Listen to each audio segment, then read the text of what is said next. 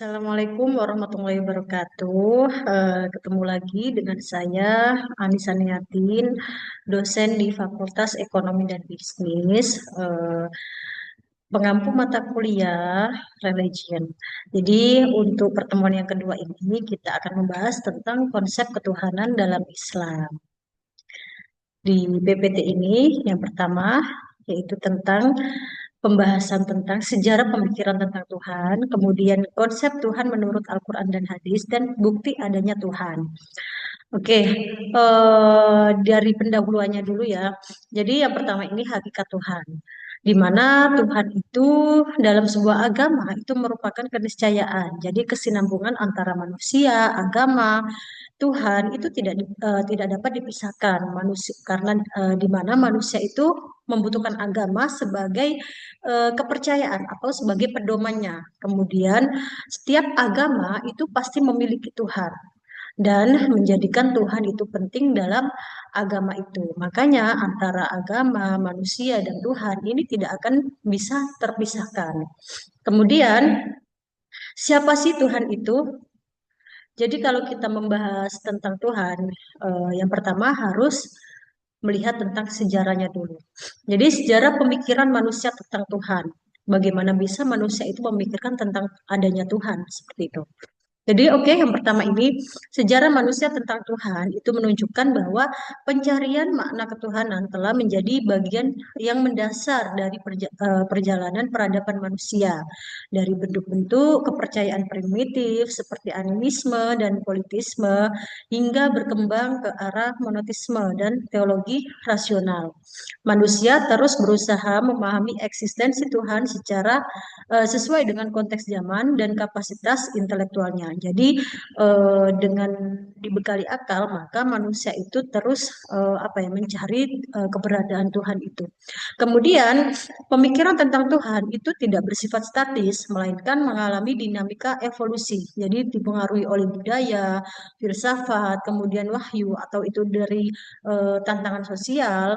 Meskipun terdapat berbagai pendekatan dan perbedaan pandangan untuk pencarian terhadap Tuhan, karena banyaknya agama yang ada di dunia ini, maka banyaknya pula orang-orang yang berpikiran Tuhan itu bagaimana, tentang wujud Tuhan itu apa, dan sebagainya. Kemudian pencarian terhadap Tuhan selalu berakar pada hasrat manusia untuk menemukan tujuan hidupnya. Jadi kebenaran dan hubungan spiritual yang mendalam. Artinya di sini sejarah pemikiran manusia tentang Tuhan ini sangatlah bersifat radikal, atau itu dia mencari benar-benar mencari sampai ke akar-akarnya. Kemudian sejarah manusia tentang Tuhan, di mana di sini dikatakan bahwa sejarah manusia tentang Tuhan itu ada dua. Yang pertama di pemikiran Barat dan umat Islam. Kalau konsep Barat ini didasarkan pada hasil pemikiran yang rasional, dan itu berupa pengalaman batin, teori evolusionisme seperti Max Muller, Taylor, dan juga yang lainnya menyatakan kepercayaan berkembang dari sederhana ke sempurna. Yang pertama ada dinamisme. Jadi dinamisme ini dikatakan bahwa kepercayaan bahwa benda-benda itu memiliki kekuatan yang gaib. Jadi segala benda atau benda-benda itu pasti memiliki kekuatan yang gaib yang itu bisa mempengaruhi kehidupan manusia tersebut. Contohnya seperti misalkan adanya jimat yang itu biasanya dianggap oleh seseorang itu membawa keberuntungan. Kemudian yang kedua ada animisme. Jadi animisme di sini kepercayaan bahwa roh atau jiwa ada di semua benda alam. Artinya adanya contoh misalkan eh, apa ya? Adanya batu, adanya pohon, sungai. Kemudian contoh lagi misalkan ada masyarakat atau suku pedalaman nih yang dia itu mempercayai bahwa pohon besar itu ada yang menghuni atau besar itu dihuni oleh roh. Nah, ini yang dinamakan animisme, yaitu percaya pada roh gaib. Seperti pohon yang besar itu pasti ada yang ada yang menghuni. Lah itu animisme. Kemudian yang ketiga itu politisme. Jadi politisme di sini dikatakan bahwa kepercayaan kepada banyak dewa. Jadi masing-masing dengan fungsi tertentu. Contohnya misalkan adanya dewa matahari, adanya dewa perang, adanya dewa cinta atau yang lainnya. Kemudian yang keempat ini ada henotisme.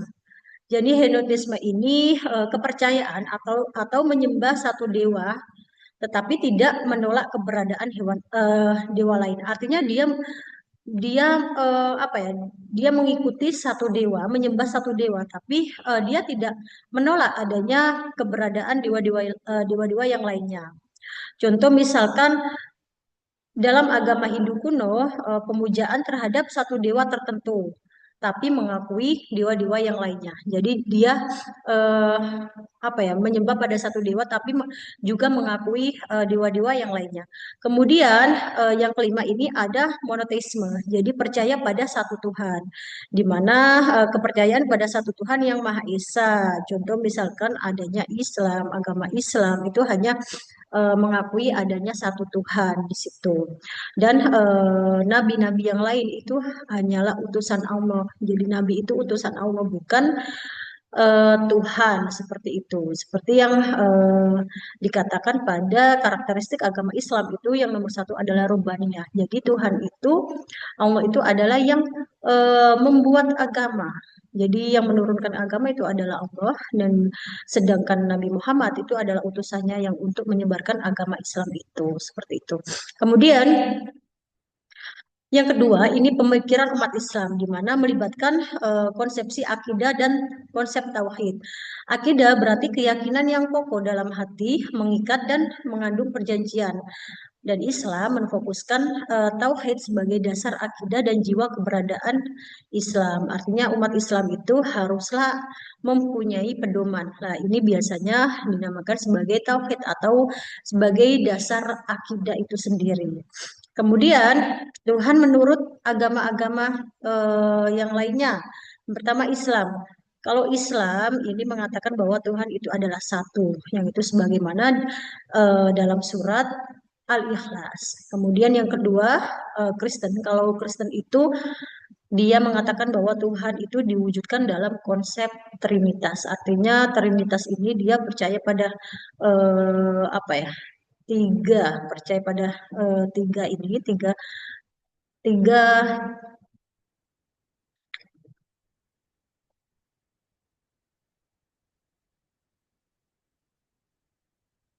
Oke, jadi Trinitas itu merupakan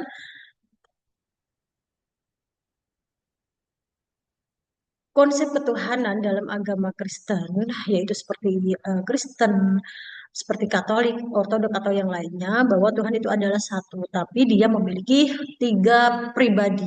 Artinya ada Tuhan Bapa, Tuhan Anak, Tuhan Roh Kudus, seperti itu. Kemudian Buddha. Jadi Buddha di sini dikatakan bahwa Tuhan dikonsepsikan dalam Sang Buddha Gautama. Kemudian kalau Hindu memiliki konsep ketuhanan nirguna dan Brahman. Jadi pada dasarnya konsep Tuhan dalam agama itu menuju satu titik temu, yaitu Tuhan adalah zat atau tujuan akhir yang vital dalam kehidupan manusia. Artinya di sini agama itu adalah meyakini bahwa agama Islam atau agama yang lainnya ini menunjukkan satu titik temu bahwa Tuhan itu memiliki zat yang sangat apa ya, yang sangat vital atau utama dalam kehidupan manusia. Kemudian konsep Tuhan menurut Al-Quran dan hadis. Jadi melalui wahyu pertama Al-Alaq, Tuhan menunjukkan dirinya sebagai pengajar manusia. Al-Quran adalah kalam Allah, beratur penuturan Allah tentang dirinya, pengakuan akan Tuhan telah ada dalam diri manusia sejak diciptakan, diuji saat masih roh, dan manusia mengiyakan Allah. Ini adalah bawaan alamiah, seperti saat kesulitan, manusia otomatis ingat akan Tuhan.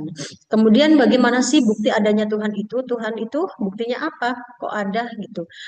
Yang pertama adanya alam semesta. Jadi adanya alam semesta ini seperti keindahan, Ini membuktikan bahwa perancang yang maha indah, Allah itu ada. Jadi adanya kupu-kupu, adanya warna dalam burung ini, kemudian adanya ikan. Ini menunjukkan penciptaan yang teliti, bukan proses acak atau kebetulan. Jadi ada yang menciptakan. Kemudian bukti adanya Tuhan ini juga dibuktikan dengan pendekatan fisika. Jadi hukum kedua, termodinamika, hukum keterbatasan energi membuktikan bahwa alam tidak mungkin bersifat azali. Jadi adanya energi panas berpindah dari panas ke tidak panas atau sebaliknya. Nah, ini sudah hukum alam, sudah hukum azali gitu. Energinya sudah habis dan kehidupan tidak akan ada. Oleh karena itu pasti ada yang menciptakan alam yaitu Tuhan. Jadi bisa dianalogikan seperti itu.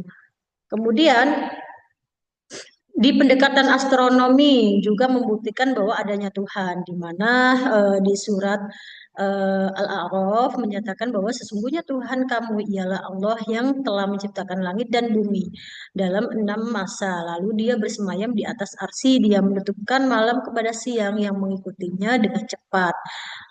Dan diciptakannya pula matahari, bulan, dan bintang ditunduk kepada perintahnya. Ingatlah penciptakan dan pemerintah hanyalah hak Allah Maha Suci Tuhan semesta alam. Jadi adanya siang dan malam, adanya matahari ini merupakan bahwa wujud adanya Allah itu sendiri. Ini dibuktikan dengan pendekatan astronomi.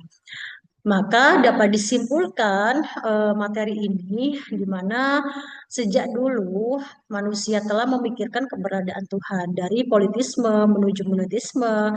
Islam menegaskan keberadaan Allah melalui wahyu bukan sekedar dengan akalnya tapi menggambarkan Allah sebagai Tuhan yang Maha Esa dan tidak beranak dan tidak diperanakan serta memiliki sifat yang sempurna. Keberadaannya dibuktikan melalui fitrah manusia, akal, wahyu, dan tanda-tanda kebesarannya di alam semesta. Oke, mungkin itu saja yang bisa saya sampaikan. Semoga bermanfaat. Kita ketemu di pertemuan berikutnya lagi. Saya akhiri. Assalamualaikum warahmatullahi wabarakatuh.